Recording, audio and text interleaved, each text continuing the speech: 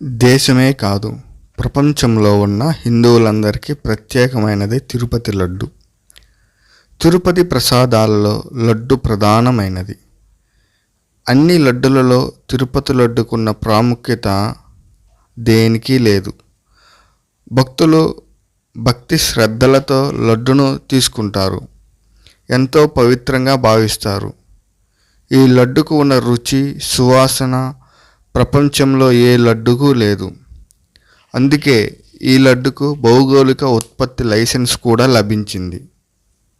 మరి ఈ లడ్డు ఎప్పుడు పుట్టింది, ఎలా స్టార్ట్ చేశారు, లడ్డు యొక్క పూర్తి చరిత్ర ఇప్పుడు మనం పూర్తిగా తెలుసుకుందాం. ఇంకా ఎవరైనా సబ్స్క్రైబ్ చేసుకోకపోతే సబ్స్క్రైబ్ చేసుకొని లైక్ చేసి కామెంట్ చేసి షేర్ చేయండి. ఓకే, మనం ఇంక విషయంలోకి వెళ్ళిపోదాం. తిరుమల ఆలయంలో ఇప్పుడు లడ్డు ఇస్తున్నారు, కానీ అప్పుడు వడను భక్తులకు అందించేవారు. 15వ శతాబ్దం నుంచి 20వ శతాబ్దం తొలి నాళ్ళ వరకు వడను అందించేవారు. భక్తులు తెచ్చిన ప్రసాదాలను అందించారు.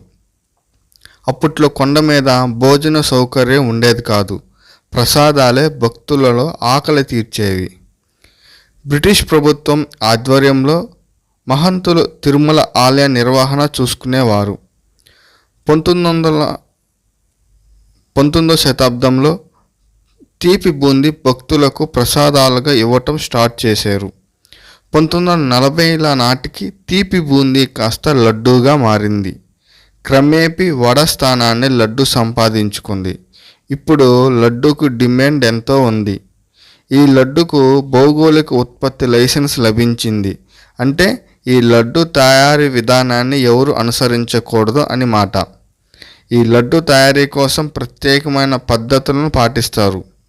ఈ లడ్డు తయారీ కోసం స్వచ్ఛమైన శనగపిండి, పటిక బెల్లం, ఎండు ద్రాక్ష, యాలుకలు, జీడిపప్పు, కర్పూరం మొదలైన పదార్థాలను ఉపయోగిస్తారు.